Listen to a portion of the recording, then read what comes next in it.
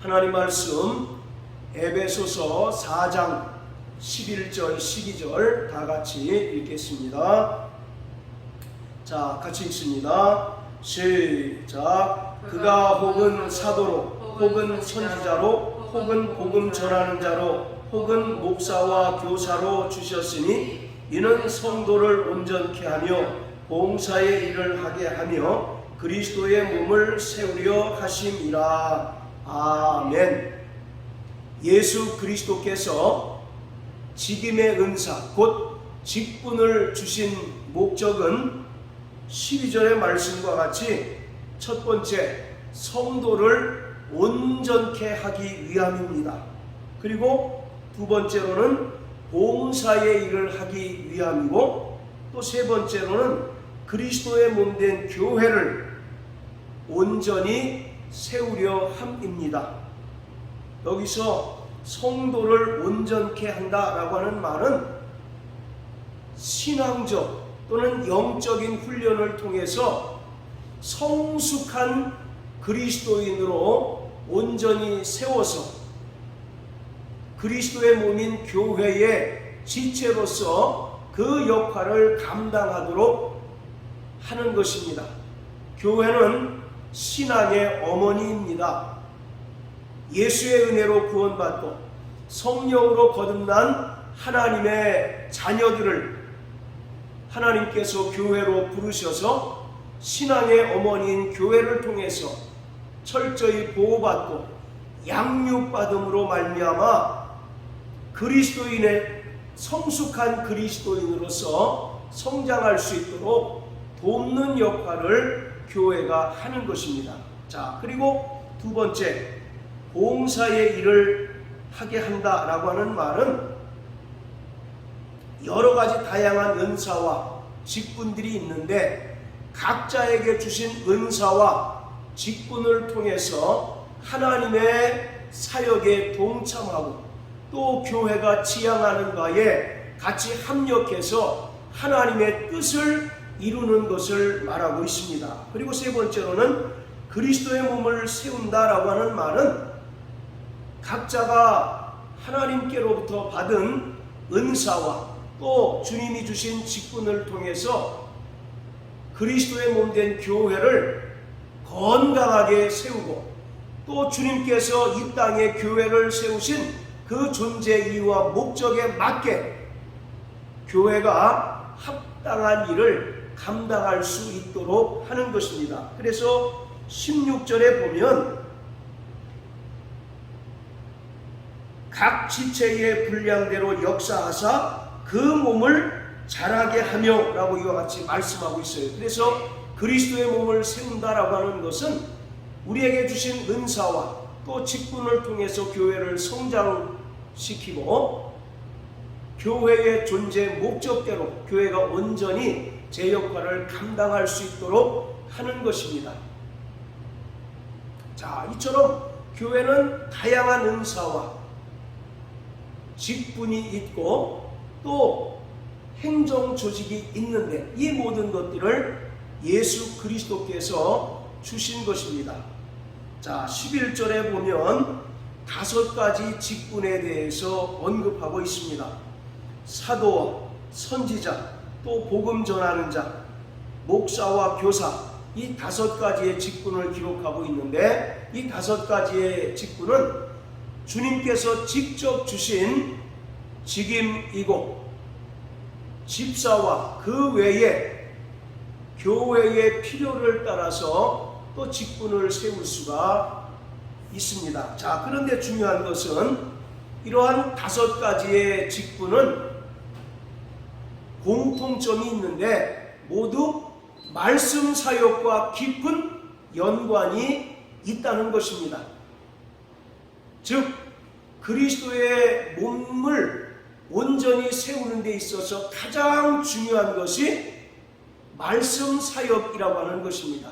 그래서 교회가 올바른 말씀과 진리의 터 위에 굳건히 서는 것보다 더 중요한 것이 없다는 것이에요.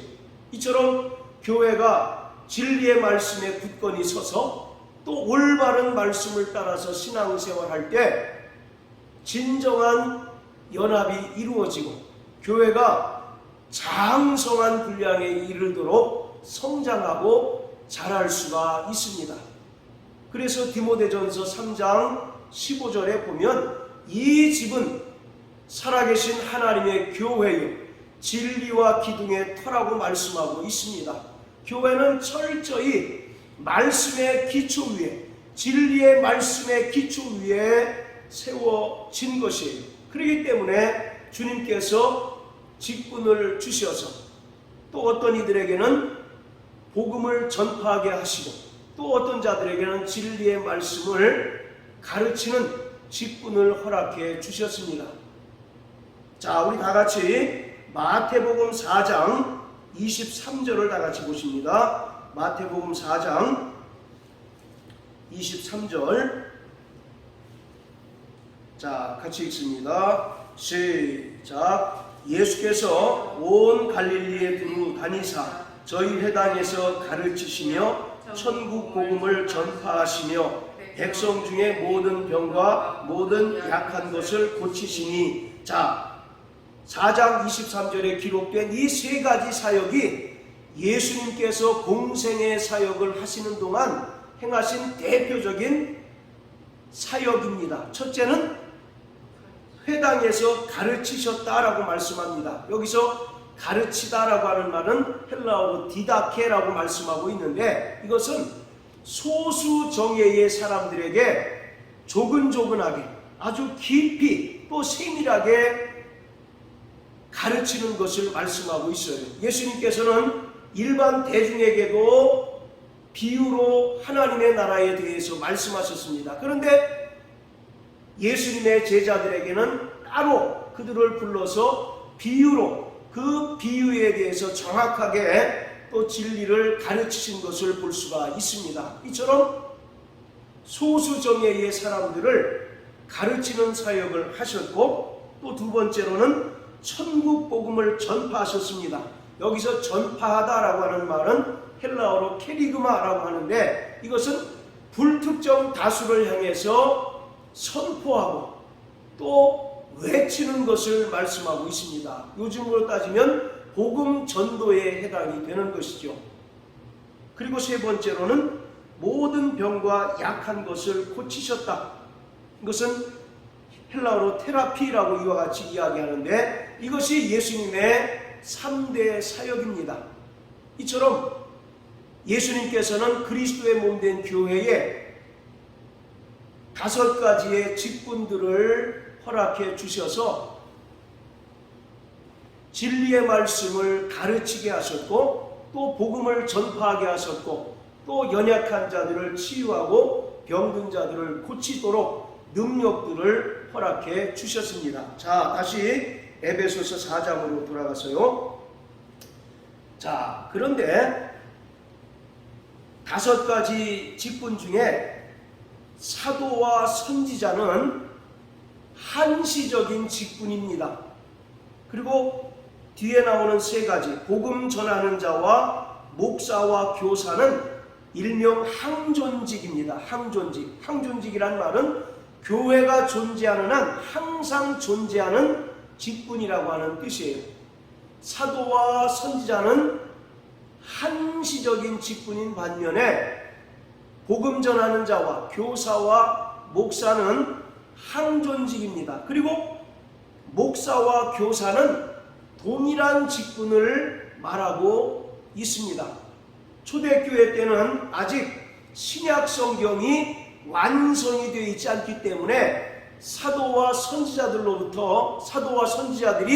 하나님께로부터 계시를 받아서 성도들을 가르치고 또 선포하는 역할을 했습니다. 그런데 교회가 이제 자리 잡게 되고 또 신약 성경이 완성됨에 따라서 더 이상 사도와 선지자의 직분이 필요 없게 된 것이죠.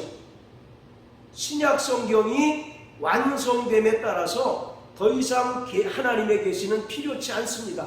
신약 성경 27권이 완성됨으로 인해서 하나님의 계시가 완성된 것이에요. 그래서 더 이상 사도와 선지자의 직분은 필요가 없게 되었고, 대신에 기록된 진리의 말씀을 올바로 해석하고 또 가르치는 목사와 교사의 직분이 강조되고 있습니다. 자, 이처럼 주님께서는 5가지의 이러한 직분을 주셔서 그리스도의 몸을 온전히 세우도록 하셨어요. 자, 그런데 우리가 한 가지씩 이제 한번 살펴봅니다. 사도라고 하는 말은 헬라어로 아포스톨로스라고 얘기합니다. 자, 따라하세요. 아포스톨로스. 예, 이것은 보냄을 받았다라고 하는 뜻입니다. 어떤 특수한 목적을 띠고 보냄을 받은 자를 말하고 있어요. 또 때로는 전권대사를 말하고 있습니다. 예를 들어서 미국에 한국의 대사를 파견하는데 그것을 바로 전권대사라고 이야기합니다. 이처럼 사도라고 하는 것은 보낸 이가 어떤 특별한 목적을 부여해서 보내는 자를 바로 사도라고 이와 같이 이야기합니다. 주님도 하나님 아버지께로부터 보내심을 받았다라고 이와 같이 이야기합니다. 우리가 보통 사도 그러면 대표적으로 12명의 제자를 가리킵니다. 자, 우리 마태복음 10장을 다 같이 한번 보십니다. 자, 마태복음 10장. 자, 1절부터 3절까지, 4절까지 다 같이 읽겠습니다. 시작. 예수께서 그 12제자를 부르사 더러운 귀신을 쫓아내며 모든 병과 모든 약한 것을 고치는 권능을 주시니라. 12사도의 이름은 이러하니 베드로라 하는 시몬을 비롯하여 그의 형제 안드레와 세베대의 아들 야고보와 그의 형제 요한, 빌립과 바돌로메, 도마와 세리 마테, 알페오의 아들 야고보와 다데오, 가나안인 시몬과 및 가룟 유다 곧 예수를 판 자라. 자, 5절까지 읽습니다. 5절 6절 시작. 예수께서 이 12를 내어 보내시며 명하여 가라사대 이방인의 길로도 가지 말고 사마리아인의 고을에도 들어가지 말고 차라리 이스라엘 집에 잃어버린 양에게로 가라. 예, 예수님께서 공생애를 시작하시면서 12명의 제자들을 부르셨는데 그들에게 사도라고 이와 같이 말씀하고 계십니다. 그래서 이들을 복음 전파의 사명을 가지고 보냄을 받은 자라고 하는 것이 바로 사도입니다. 이 12명의 사도는 대단히 중요한 의미를 가지고 있습니다. 이스라엘 구약의 12지파를 대신해서 바로 신약교회의 대표자들이고 또 12사도는 신약교회의 바로 기초입니다.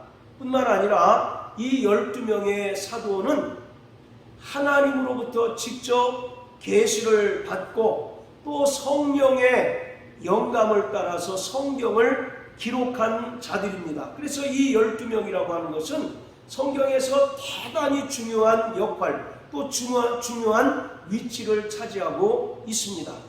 바로 이 말씀드린 것처럼 12명은 신약교회의 대표성을 가진 인물들이고 또 신약교회의 기초들입니다.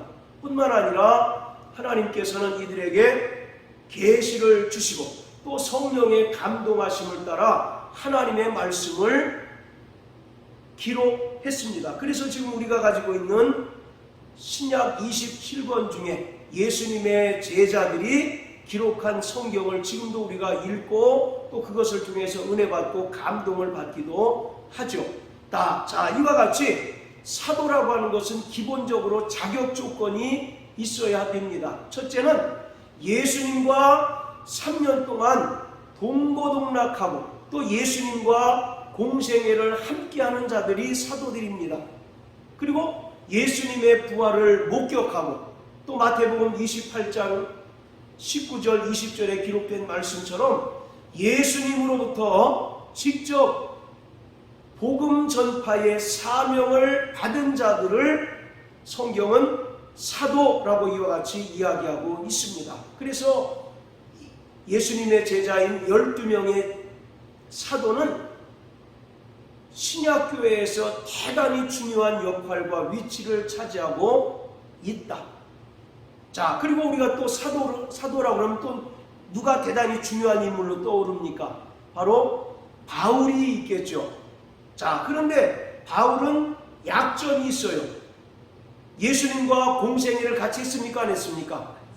같이 하지 않았죠. 그리고 바울은 예수님의 부활을 직접적으로 목격한 자가 아니었습니다. 그렇기 때문에 바울은 그의 선교 사역 내내 그의 사도권에 대하여 의심을 품는 자들로부터 사역이 많이 어려움을 당하고 있었습니다. 그래서 고린도후서 12장 11절 12절에 보면 사도 바울이 담대히 말하기를 나는 큰 사도들보다 조금 더 부족하지 않다라고 말합니다. 여기서 큰 사도는 누굴 가리키겠습니까? 바로 예수님의 12명의 제자를 가리키겠죠. 나는 큰 사도들보다 조금 더 부족하지 않다. 왜냐하면 나에게도 사도의 표가 있는데 오래 참음과 기사와 표적과 이적이 나를 통해서도 나타나기 때문이다 라고 이와 같이 강력하게 자신을 변호하고 있는 것을 볼 수가 있어요. 이것은 바울이 사역을 하는 동안 내내 그의 사도권을 의심하고 그가 사도임을 부정하는 세력들로부터 많은 어려움을 당했다라고 하는 것을 증명하고 있는 것입니다. 그럼에도 불구하고 사도행전 9장에서 우리가 잘 알고 있는 것처럼 바울이 다메섹 도상에서 부활하신 예수님을 만납니다. 그리고 그곳에서 직접 예수님으로부터 콜림, 부르심을 받아요. 저는 이방인을 위한 나의 택한 그릇이다 라고 이와 같이 말씀하고 있습니다. 그래서 그 길로 바울은 유대인들에게 복음을 전파하지 않고 이방인들에게 주로 복음을 전파하고 또 결국 기독교가 이렇게 전 세계 종교로 확대된 것에는 바울의 영향이 결코 작지 않다는 것을 우리가 분명히 알 수가 있습니다. 자, 이와 같이 성경에서 사도라고 하면 예수님의 12명의 제자 그리고 바울을 대표적으로 꼽을 수 있습니다. 그리고 그 외에 또 사도라고 불리었던 사람들이 있습니다. 바울과 같이 사역을 했던 바나바 또 에바브로디도라고 하는 사람도 사도라고 이와 같이 부르긴 했지만 그들의 사역이 성경에 정확하게 기록되어 있지 않음으로 인해서 그들이 어떤 일을 했는지 잘 알기가 어려운 경우가 있습니다. 그렇지만 바로 예수님의 12명의 제자 또 그리고 바울 사도는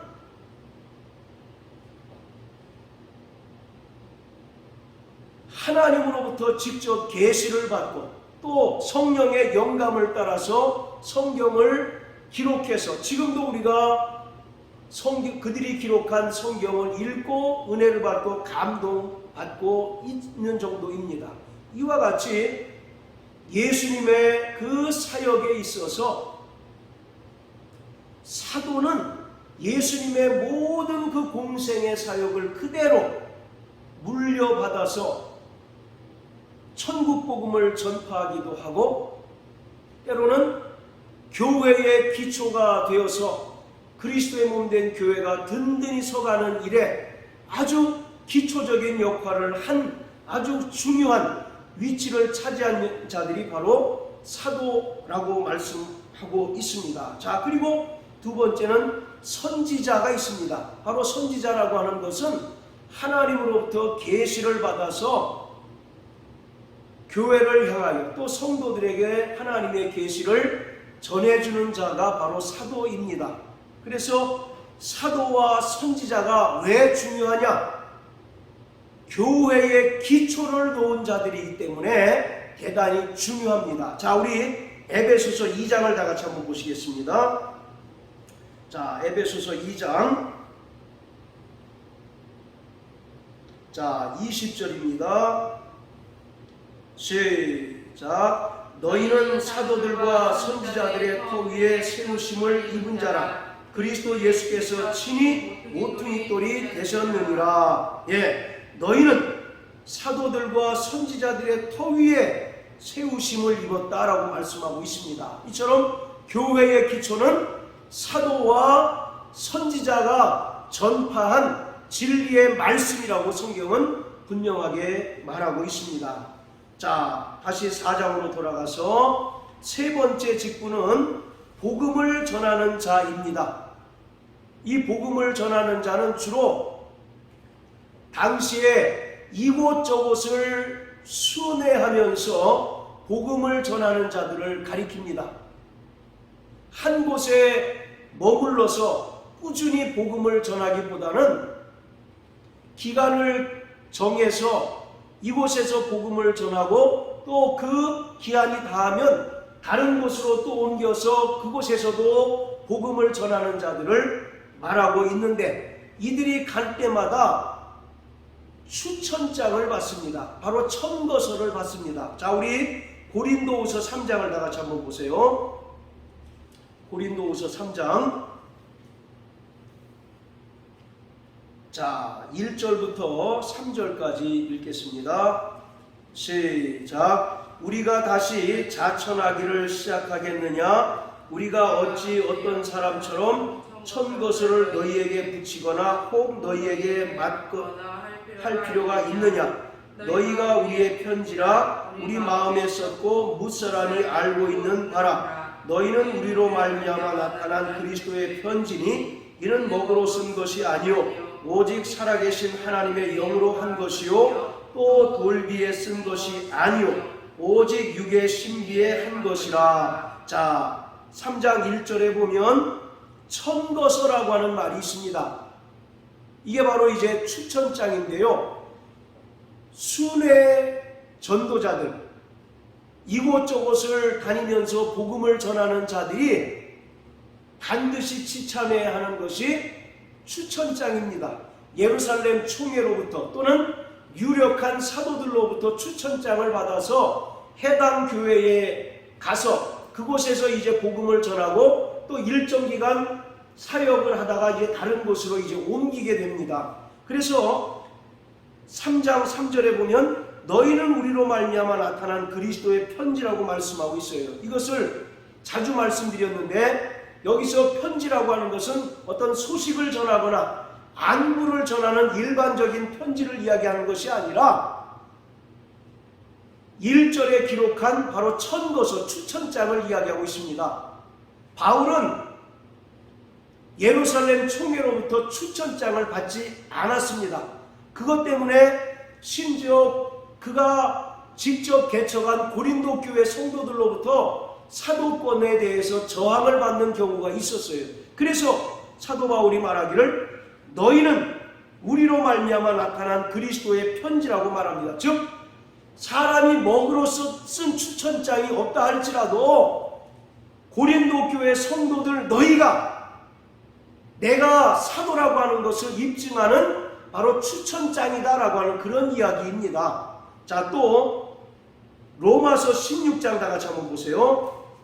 로마서 16장.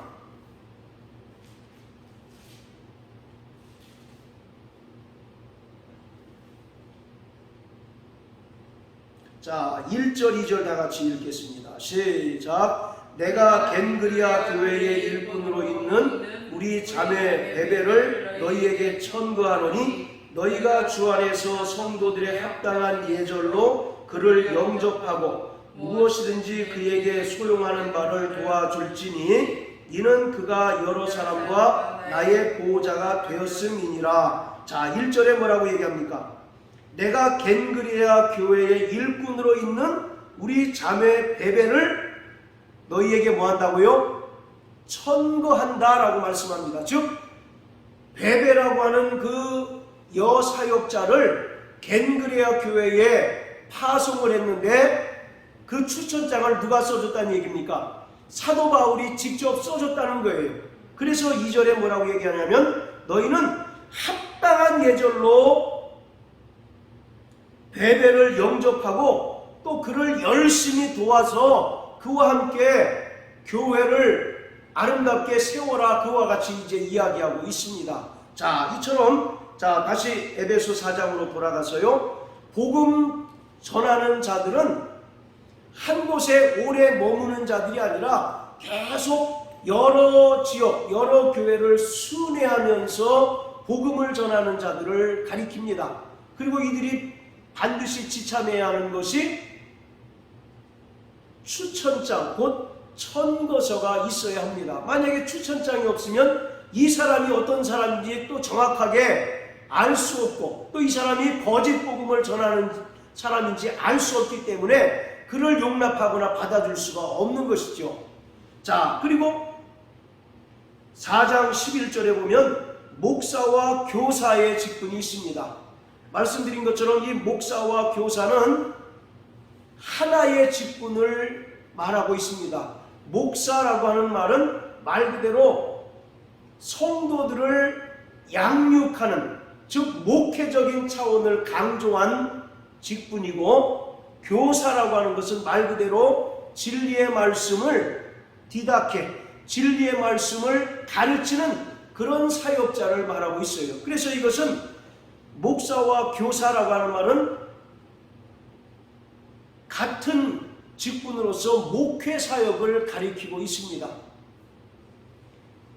전 성경을 통틀어서 목사라고 하는 단어는 에베소서 4장 11절 딱 한 절은 나옵니다. 그래서 많은 사람들이 이것을 목사라고 번역하는 것은 잘못됐다. 왜냐하면 목자라고 해야 한다라고 이렇게 얘기합니다. 왜냐하면 요한복음 10장에 보면 예수님께서 뭐라고 얘기합니까? 나는 선한 목자다라고 얘기하죠. 또 우리가 잘 알고 있는 시편 23편에 보면 여호와는 나의 목자시니라고 말씀합니다. 이 목사란 말은 헬라어로 포이멘이라고 하는데 말 그대로 양을 치는 자라고 하는 뜻입니다.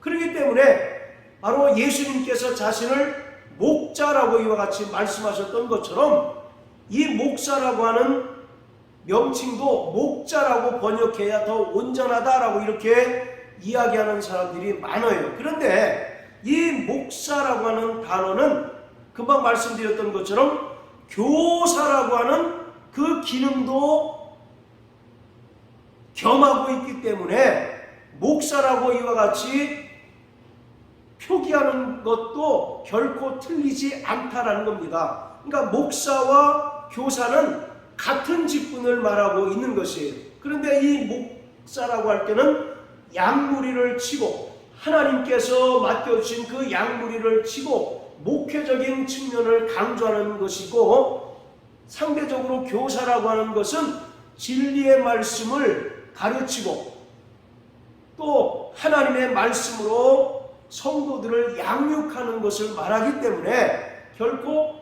목사라고 이와 같이 표기해도 틀린 것이 아니다라는 것입니다. 그리고 바로 이 목사라고 하는 것은 성경에 나오는 장로와 동일한 직분임을 우리가 알 수가 있습니다. 자, 베드로전서 5장을 다 같이 한번 보십니다. 자, 베드로전서 5장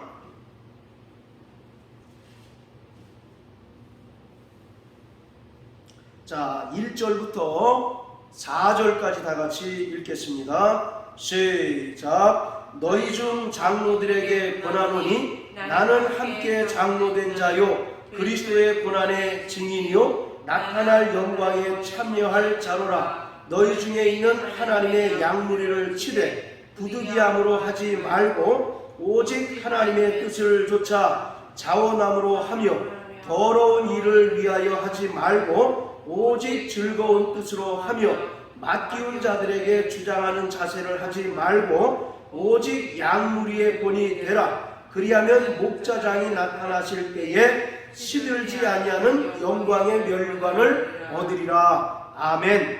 자, 분명히 1절에서는 너희 중 장로들에게 권한다라고 말씀하고 있습니다. 그런데 4절에 뭐라고 얘기합니까? 그리하면 누가 나타나실 때?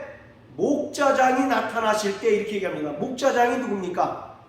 바로 예수 그리스도를 가리키고 있죠. 네. 그래서 목사의 그 원형, 목사의 우두머리이신 예수 그리스도를 가리키고 있습니다. 그래서 이 말씀을 통해서 성경에 나오는 장로와 목사는 바로 같은 직분을 말하는 다른 명칭이다라고 하는 것입니다. 그래서 목사라고 하는 것은 2절에도 말씀한 것처럼 하나님의 양무리를 치는 자, 할렐루야. 그리고 아멘. 3절에 보면 오직 양무리의 본이 되라 이렇게 이야기하고 있어요. 그래서 바로 목사라고 하는 말은 철저하게 하나님께서 예수의 피로 말미암아 사신, 그래서 우리에게 맡기신 양무리들을 양육하고 또 목양하는 그러한 직분을 가진 자가 바로 목사라는 것입니다. 자, 그리고 4절에 보면 목자장이 나타나실 때 시들지 아니하는 영광의 멸관을 얻으리라. 이 영광의 멸관은 주로 목회자에게 해당하는 멸관입니다. 우리가 생명의 멸관도 있고 또 의의 멸관도 있고 기쁨과 자랑과 소망의 멸관도 있는데 그 가운데 영광의 멸관은 특별히 목회자들에게 해당하는 바로 그러한 멸관인 것을 우리가 알 수가 있습니다. 자, 이와 같이 주님께서는 교회에 5가지의 직분을 허락해 주셨습니다. 사도요, 선지자요, 복음 전하는 자, 목사와 교사를 세우셔서 철저히 성도들을 온전케 하고 봉사의 일을 하게 하며 그리스도의 몸된 교회를 온전히 세우고 또 자라가게 하는데 쓰임받도록 이와 같은 직분을 주셨습니다. 인사는 만사란 이야기가 있죠. 네. 예, 회사나 기업체 또는 어떤 조직이든 간에 인사가 가장 큰 문제입니다. 인재를 적재적소에 배치하면 시너지 효과를 일으켜서 그 기업이나 회사, 조직이 흥하고 잘 되지만 적재적소에 그 인재들을 배치하지 못하면 인사로 인하여 그 조직이 발전하지 못하는 경우가 많습니다. 오늘 이와 같이 주님은 우리의 그 은혜의 분량을 따라서 합당한 직분을 허락해 주셨다는 사실을 우리는 분명히 깨달아야만 합니다. 할렐루야. 네. 바로 이 5가지 직분 말고도 교회의 필요를 위해서 세운 집사라든지 또는 우리가 잘 아는 권사, 또 심지어 구역장이든 교구장이든 하는 모든 직분이 결국은 교회의 유익을 위해서 또 그리스도의 몸된 교회를 온전히 세우는 데 쓰임 받아야 합니다. 그런 면에서 우리는 사도행전 6장을 크게 주목할 필요가 있습니다. 자, 사도행전 6장에 보면 헬라파 유대인과 히브리파 유대인들이 서로 공궤 문제로 인해서 갈등을 빚습니다. 그래서 사도들이 고민한 끝에 우리를 대신하기 위해서 7명의 집사를 세웁니다. 하나님의 지혜가 충만하고 성령 충만하고 또 사람들로부터 칭찬 듣는 7명의 집사를 세워서 그들로 하여금 공궤 일을 하게 하니 교회가 부흥하고 또 성장했다라고 이렇게 기록하고 있어요. 자, 우리 한번 마지막으로 사도행전 6장을 다 같이 한번 보십니다.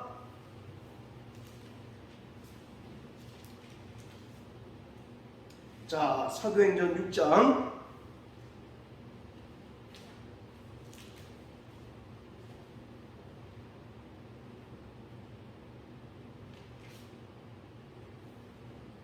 자, 6절 7절입니다. 시작. 사도들 앞에 세우니 사도들이 기도하고 그들에게 안수하니라.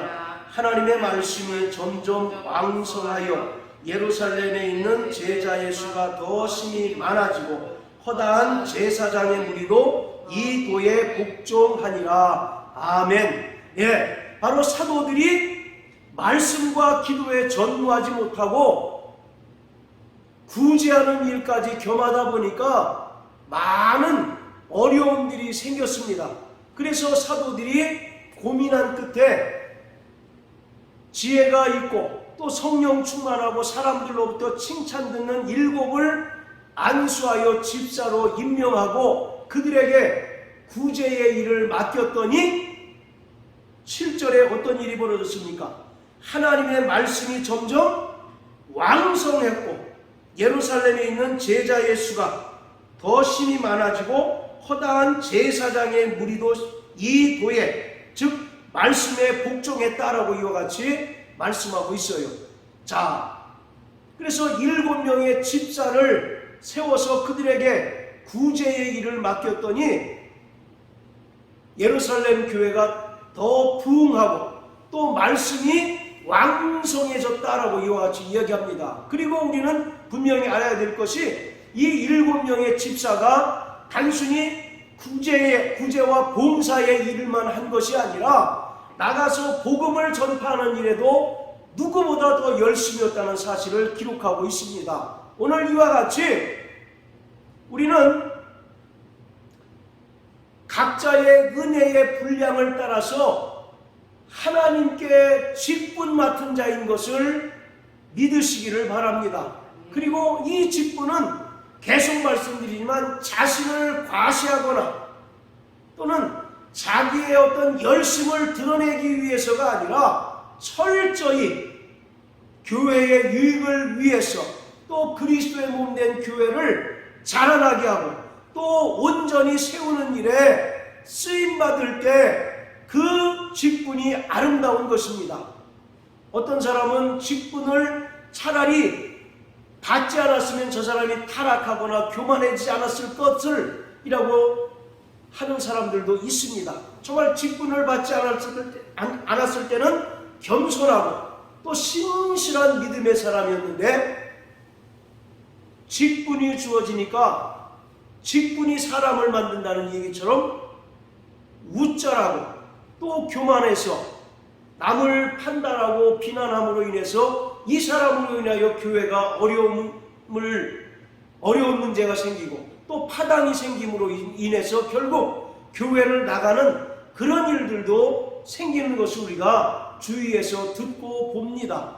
그러므로 철저히 우리는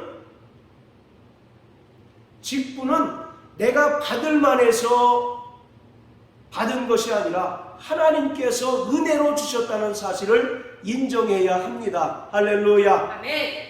야긴과 보아스 계속 말씀드리죠. 바로 예루살렘 성전에 그 낭실에 두 기둥이 있는데 하나의 이름은 야긴입니다. 따라서 야긴이란 말은 그가 세우셨다. 그리고 왼편에 있는 기둥은 보아스입니다. 그가 능력을 주신다는 거예요.